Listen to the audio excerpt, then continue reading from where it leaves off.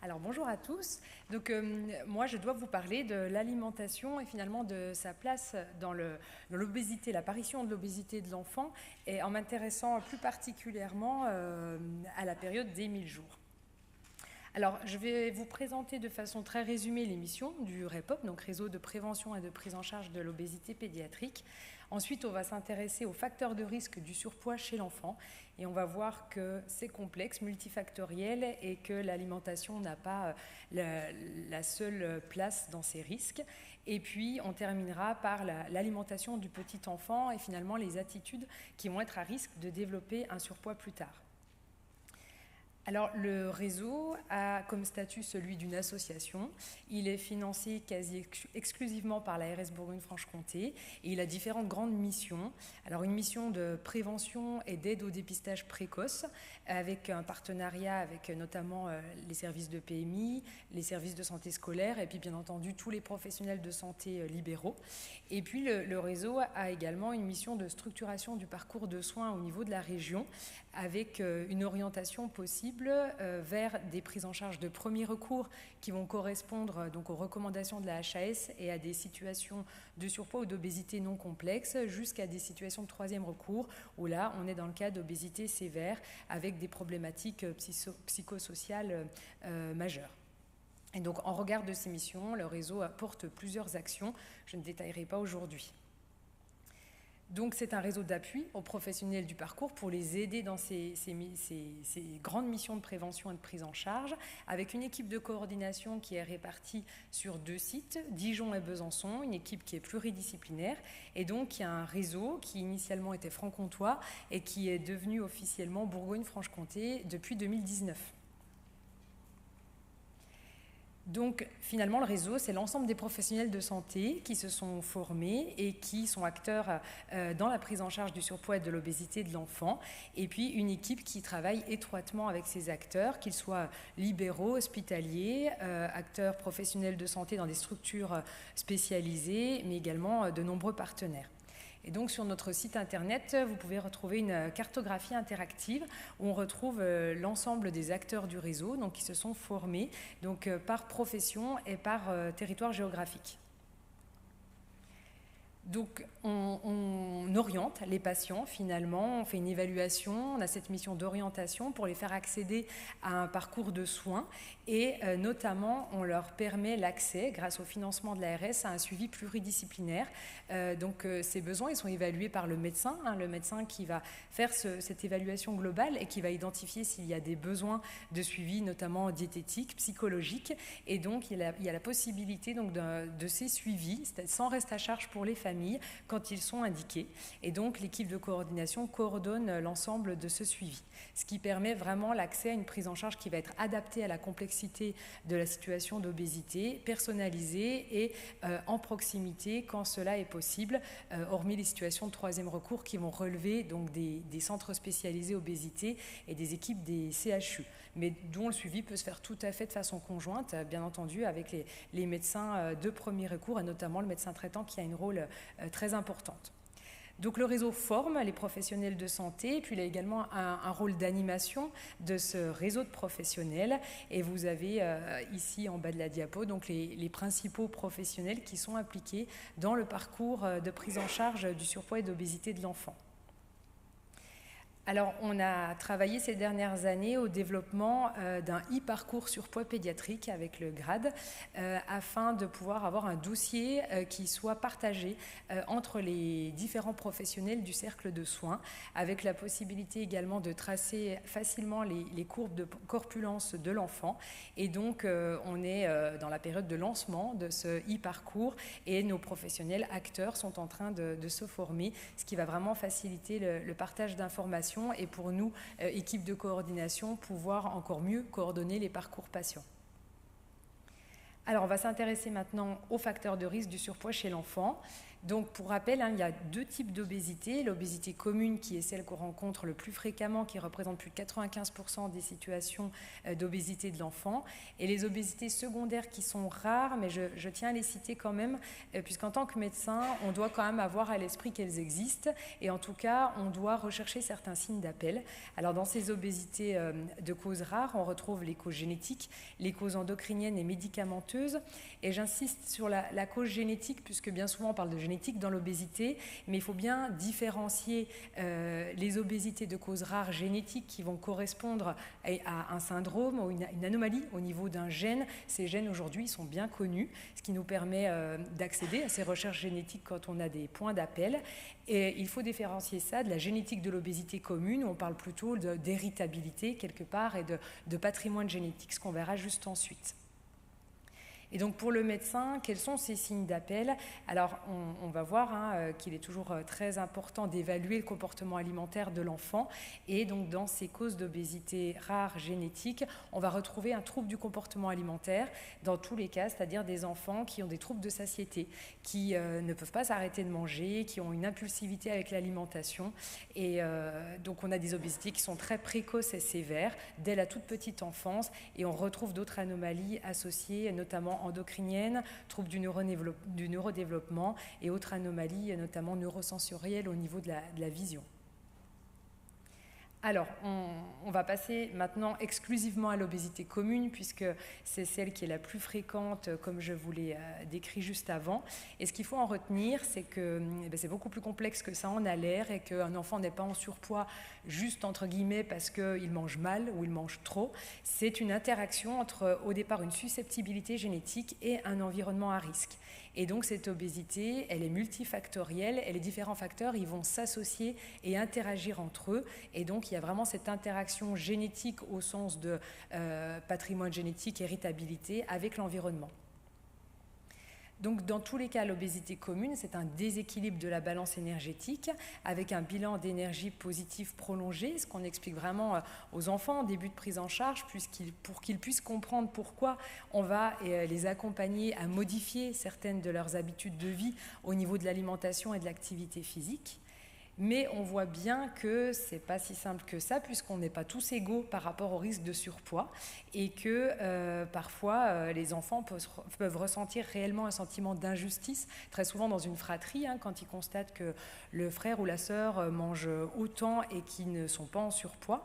Et puis, il y a ces rebonds précoces au niveau des courbes d'IMC, et ce qui traduit bien le fait qu'il se passe des choses de façon très très précoce, et on va le voir finalement, même avant la conception, et dont ces facteurs de risque précoces, ils sont connus aujourd'hui, et c'est très important de pouvoir les identifier, puisque ça va pouvoir donner des pistes en termes de prévention.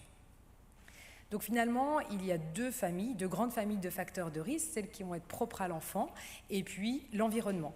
Et comme je le répète une nouvelle fois, c'est vraiment cette interaction entre les deux qui va faire que tel enfant va développer un surpoids et pas un autre. Donc voilà de façon schématique, dans l'obésité commune, il y a la prédisposition génétique, on va développer donc ces facteurs précoces et cette interaction avec l'environnement qui va déterminer le risque de développer le surpoids plus tard.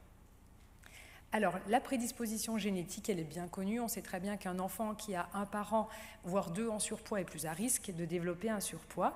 À la différence des causes génétiques que je vous ai citées juste avant sur les obésités secondaires de causes rares, là, on parle de prédisposition polygénique, c'est-à-dire qu'il y a plusieurs gènes qui sont impliqués. On connaît aujourd'hui ces gènes. Et finalement, si il y en a un seul qui est impliqué, il aura peu de poids dans la genèse d'une obésité. Par contre, il y en a plusieurs et que l'ensemble de ces gènes interagissent avec l'environnement, c'est là qu'ils vont s'exprimer et donner un sur-risque d'obésité. On voit ici donc tout le rôle de l'épigénétique, c'est-à-dire qu'on a vu que l'enfant, dès le départ, il a son patrimoine génétique et puis cet environnement qui va venir interagir dès la grossesse avec ces gènes et ce qui va influencer le risque de développer certaines maladies, maladies métaboliques et autres troubles, notamment de neurodéveloppement. Et donc ces traces épigénétiques vont être transmissibles d'une génération à l'autre. Donc on voit que ces facteurs précoces, finalement, ils ont un rôle programmateur. On est à la jonction entre la génétique, entre l'épigénétique et l'environnement. Et ils vont nous permettre de comprendre justement cette inégalité parfois et vont nous permettre d'agir en prévention primaire pour justement identifier ces femmes finalement dès la grossesse qui vont être plus à risque et puis ensuite pouvoir bien accompagner la petite enfance, toute la période d'alimentation du petit enfant et finalement prévenir le plus précocement possible l'apparition du surpoids chez cet enfant. Sans dramatiser dans le sens où c'est pas parce qu'il y a un facteur de risque que l'enfant sera forcément en surpoids. Il faut vraiment avoir cette évaluation très globale avec cette notion de plusieurs facteurs de risque. Donc in utero déjà, le fœtus, il va être exposé à différents phénomènes qui sont en lien avec, comme j'en ai parlé, la génétique, l'épigénétique et puis tout ce qui va être métabolique, puisque bien entendu, si la maman est en obésité, un hyperinsulinisme, il va y avoir des conséquences déjà in utero, en termes d'inflammation également, et on retrouve ici toute la part du microbiote, des polluants et autres encore qui ne sont pas cités ici. Donc ce rebond précoce, il est vraiment très intéressant puisque voilà, dans les formations, on incite les professionnels à tracer ces courbes d'IMC régulièrement pour pouvoir identifier finalement ces enfants à risque. On a parlé de déterminants précoces. Ce rebond, il reflète ces facteurs de risque précoces puisque finalement, vous voyez, c'est très tôt, c'est en général vers l'âge de 2 ans. Donc on pourrait même se dire qu'à 2 ans, l'enfant il passe tout juste à la table familiale et quelque part, il s'est déjà passé des choses depuis le début de sa vie. Et pouvoir identifier ces rebonds, c'est pouvoir accompagner précocement ces familles et ces enfants et pouvoir évaluer l'alimentation, l'activité physique et déjà être en train d'adapter finalement les habitudes de vie aux besoins de cet enfant précisément puisque la prise en charge doit être vraiment individualisée. Et ce qui est important à retenir, c'est que ce rebond il précède de plusieurs mois, voire années, l'impression visuelle d'un enfant en surpoids. Donc le coup d'œil peut être vraiment un mauvais indicateur pour dépister l'obésité chez l'enfant. Et les courbes de poids sont également toujours retardées. On change de couloir, on passe au-delà des normes bien plus tardivement que sur une courbe d'IMC. En tout cas, le rebond s'identifie plus précocement. L'idée n'est pas non plus d'affoler les familles, mais de pouvoir, comme je l'ai dit, commencer à aborder un petit peu l'alimentation, les habitudes de vie. Alors, ces facteurs précoces, ils sont résumés ici. Donc, avant la conception, comme ça a été dit juste avant, on va vraiment s'intéresser aux antécédents familiaux. Est-ce qu'il y a du surpoids? Est-ce qu'il y a des personnes en obésité dans la famille? Est-ce qu'il y a des personnes qui ont eu une chirurgie bariatrique? Et puis, le poids de la maman avant conception est très important. Si la maman a une obésité préexistante, on sait que c'est un facteur de risque précoce d'apparition, si c'est conjugué avec d'autres facteurs par la suite, de surpoids chez l'enfant.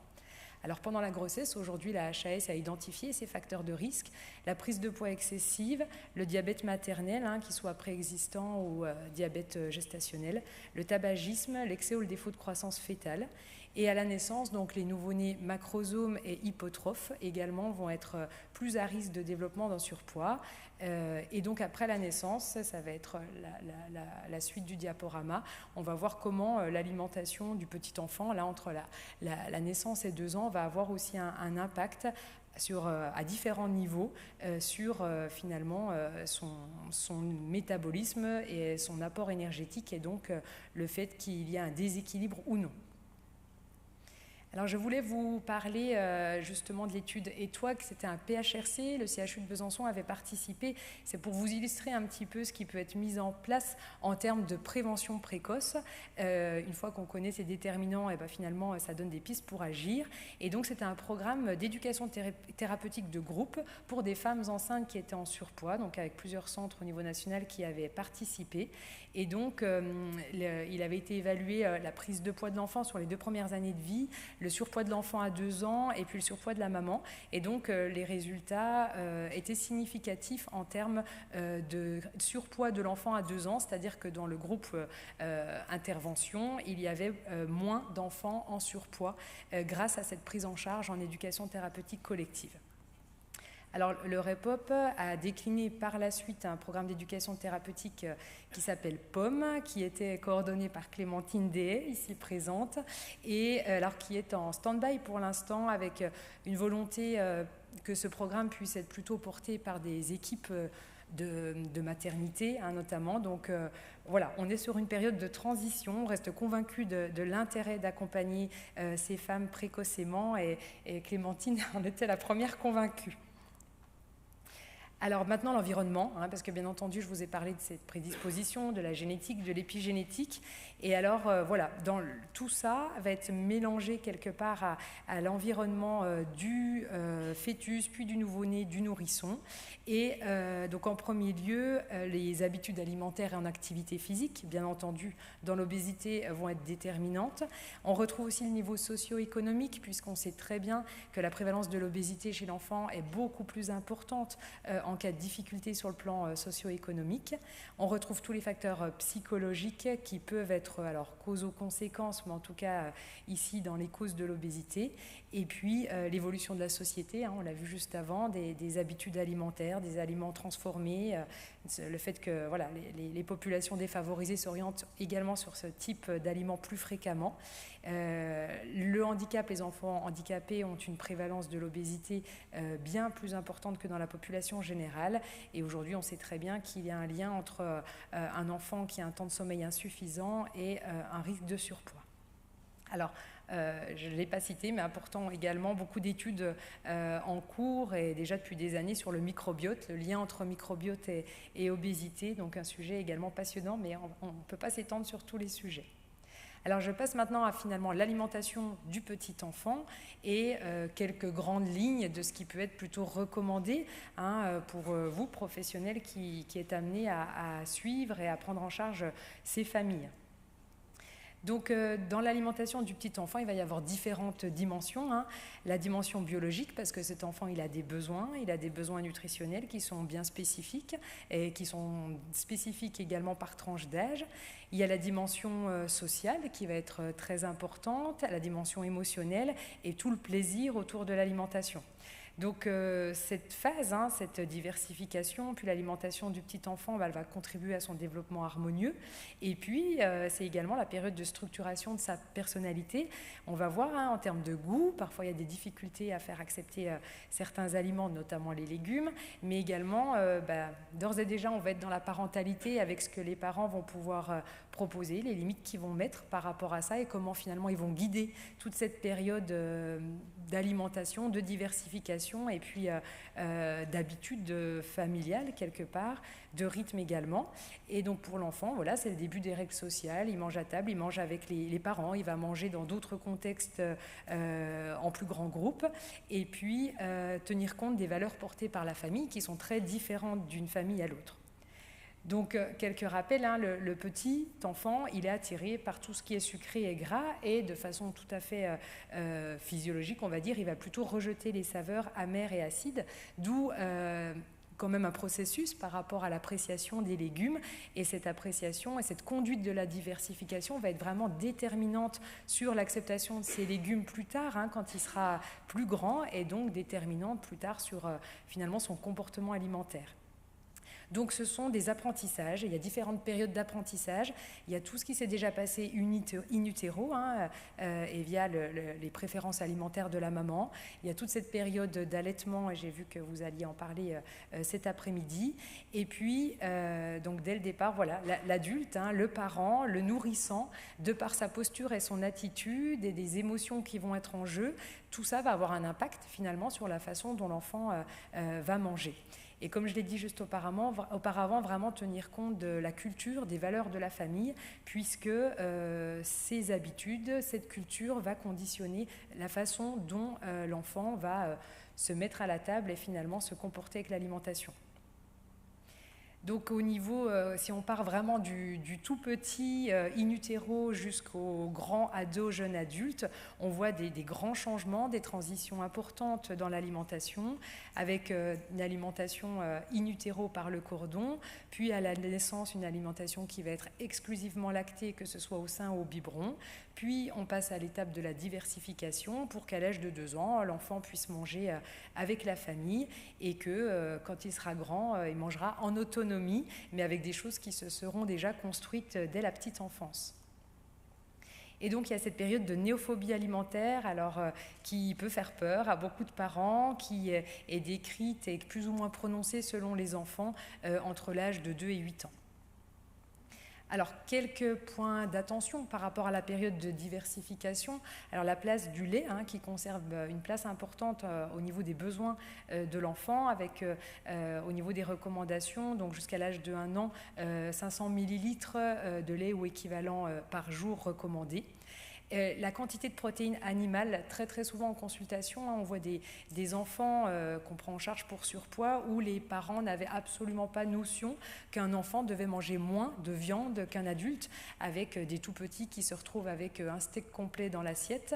Et donc vraiment ce travail d'explication, quand on est amené à prendre en charge ces familles, des besoins finalement d'un enfant, et que s'il mange au-delà de ça, on va être au-delà des besoins, et que c'est cette répétition du trop qui va entraîner le surpoids.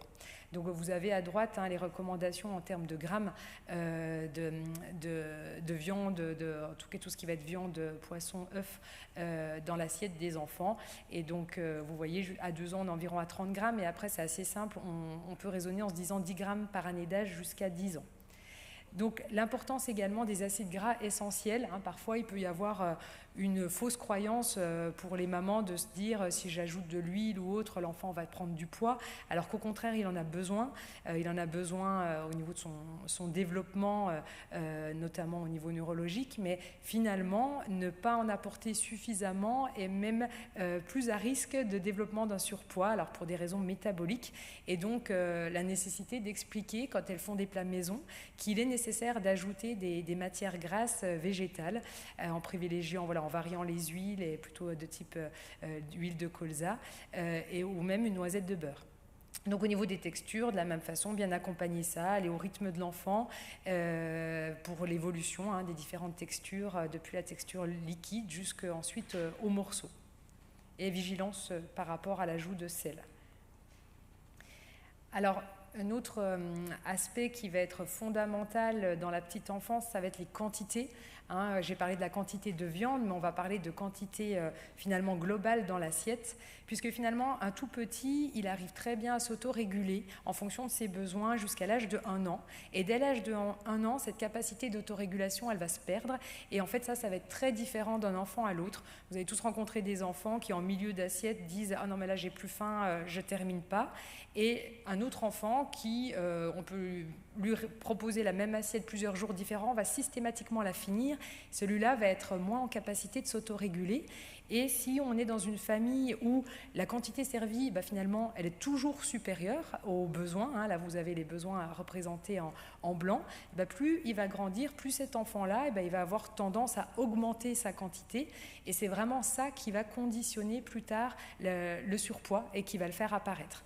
Donc vraiment la vigilance par rapport aux quantités servies, donc des repères à faire passer aux parents. Il y a différentes fiches, différents outils qui peuvent être utilisés pour ça.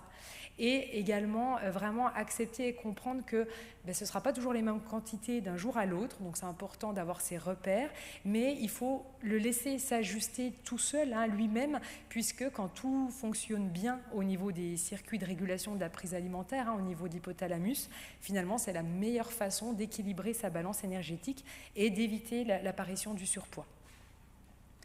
Alors maintenant, en ce qui concerne le cadre éducatif, parce que comme je l'ai dit, ça va être déterminant, ça place déjà les parents dans une place de responsabilité forte, sans dire qu'ils sont coupables de tout, mais on est là pour les accompagner à mettre en place le cadre qui va être le plus favorisant, justement pour ne pas dépasser et ne pas venir dérégler cette régulation énergétique.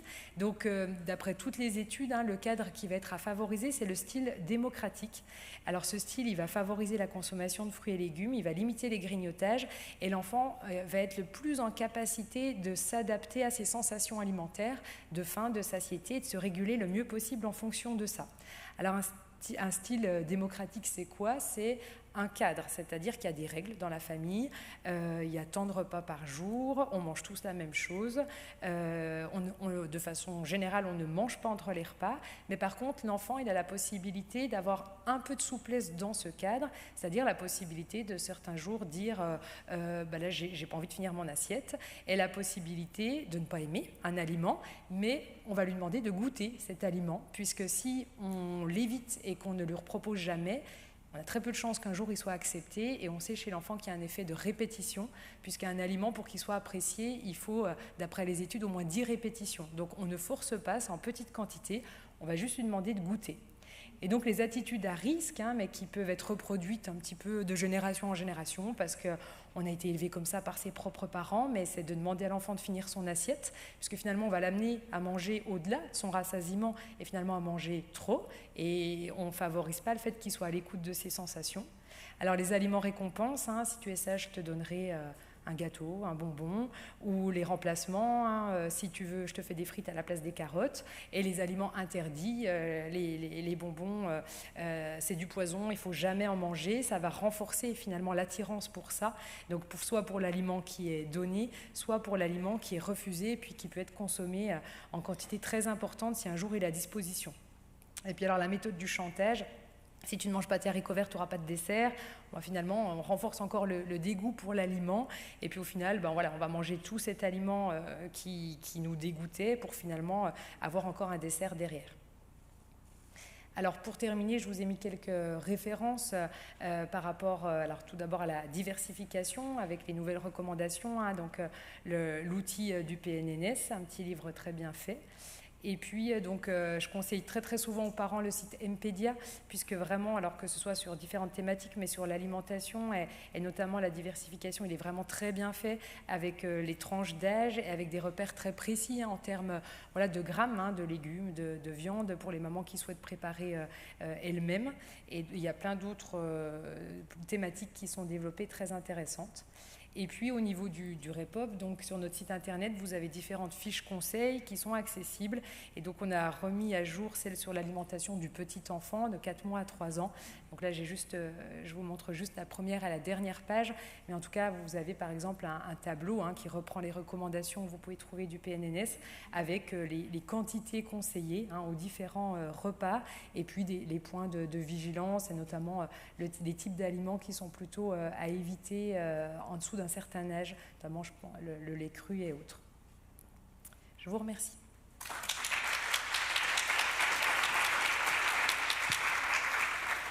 Merci beaucoup pour cette belle intervention qui nous montre encore bien l'importance de la prévention et de la démarrer depuis le début de la grossesse, voire même avant.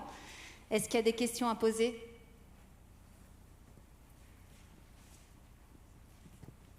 Oui, Bruno Burel, URML Normandie. Merci, c'était vraiment passionnant. J'imagine que vous n'avez pas eu le temps de dire tout ce que vous avez dit, et notamment vous n'avez pas parlé des écrans et chez les très petits et son corollaire, c'est-à-dire la moindre activité physique. Donc je voulais juste le rappeler, mais j'imagine que c'est une question de temps. Oui, alors j'ai ciblé alimentation et pas nutrition, donc en effet, j'ai pas du tout abordé les écrans et l'activité physique, et juste pour quand même aussi faire savoir, mais je pense que vous voyez les mêmes enfants en consultation. Nous, on voit des enfants qui mangent avec l'écran. Donc, je vous parlais de sensations alimentaires. On imagine bien que quand on a les yeux rivés sur un écran, on n'est absolument pas attentif à tout ça. Donc, au-delà du fait que, bien entendu, ça a un impact sur la sédentarité, déjà sur le comportement alimentaire, ça vient impacter avec des parents qui sont en difficulté à mettre en place des règles déjà dès la petite enfance et quelque part des choses qui s'installent. Mais bon, on leur explique qu'on peut encore les accompagner à modifier ces habitudes-là et que finalement l'enfant s'y adapte, mais les écrans prennent beaucoup trop de place chez les tout petits notamment. Oui, merci beaucoup pour cette intervention.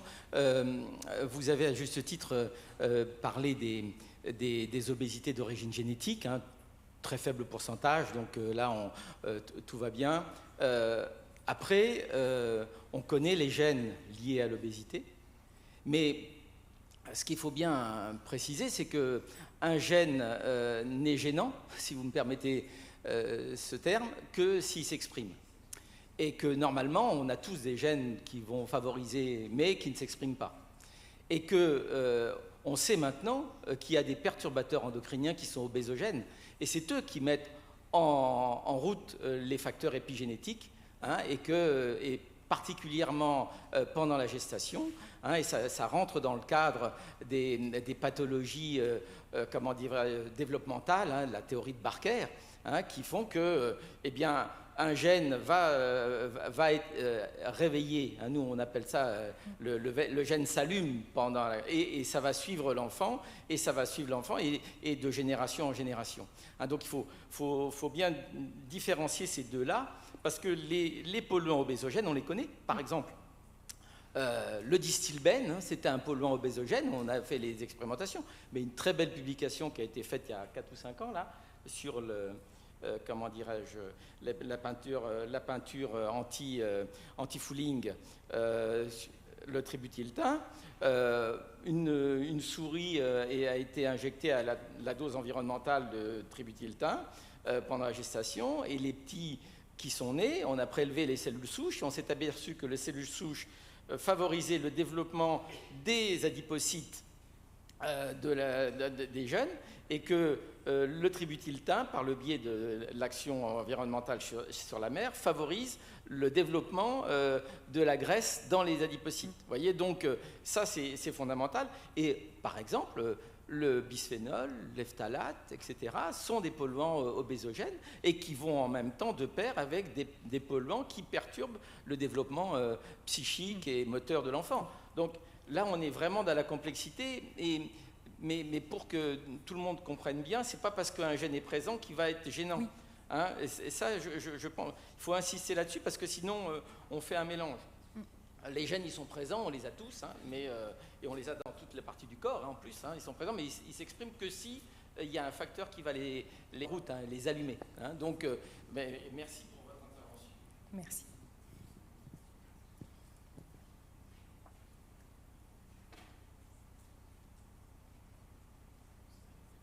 Oui, bonjour, Cécile Outrabadi, je suis sage-femme au CHU de Dijon. Donc, vous avez parlé du programme POM, donc je voulais juste préciser qu'on a un programme aussi sur Dijon qui s'appelle le DOM, Dijon Obésité Maternité, où on propose aux patientes enceintes en situation d'obésité une prise en charge pluridisciplinaire avec sage-femme, échographiste, diététicienne, psychologue et endocrinologue.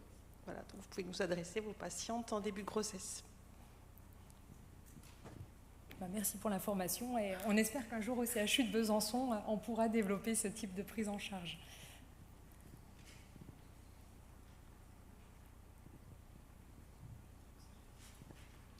Oui, bonjour, Laura Kirschenbaum. Merci beaucoup pour cette intervention. On parle beaucoup alimentation et on ne parle pas d'hydratation.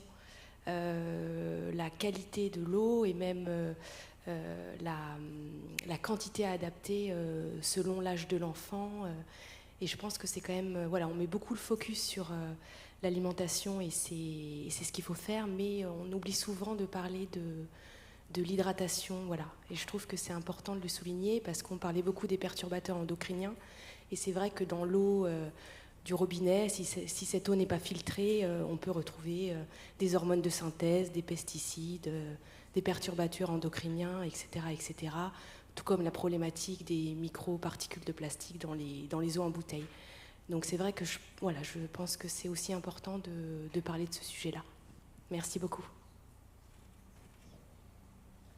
Du fait que l'enfant a besoin d'eau et pas de boisson sucrée, parce que ça paraît une évidence, mais on constate aussi l'eau mélangée au sirop systématiquement, ou d'autres, ou le fait que voilà, les jus de fruits n'ont pas de sucre. Enfin, il y a vraiment des fausses croyances dans les familles.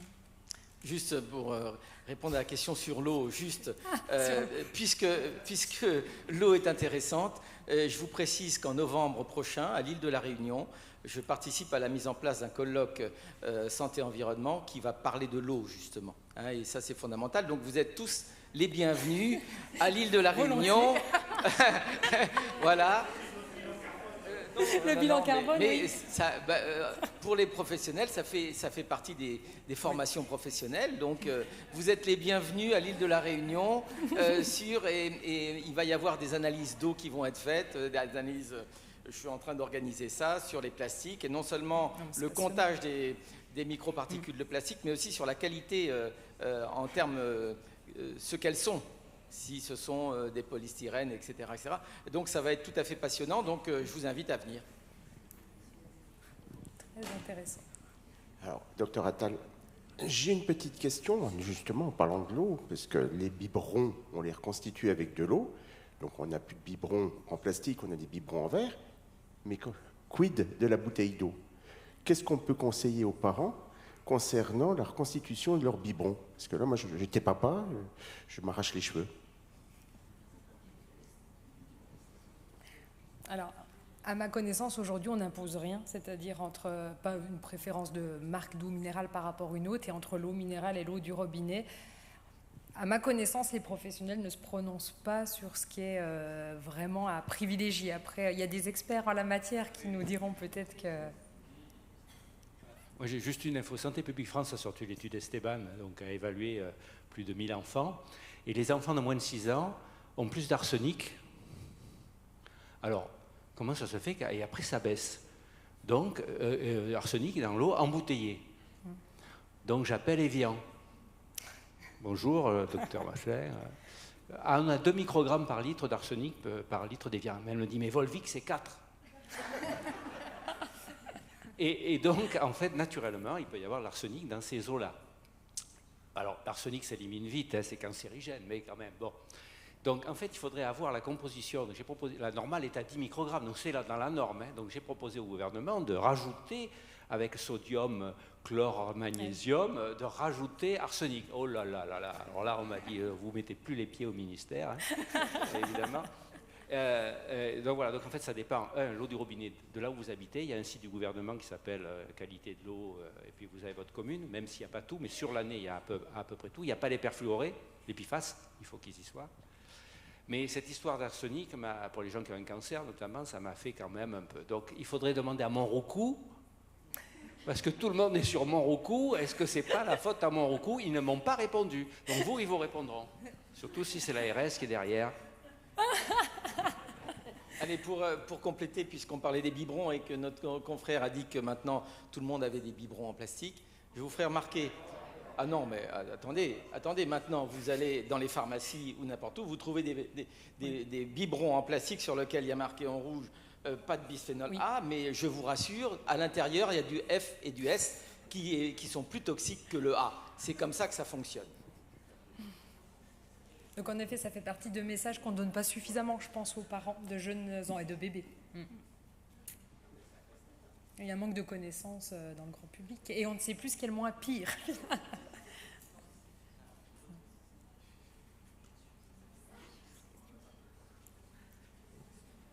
C'est tout bon? Merci beaucoup.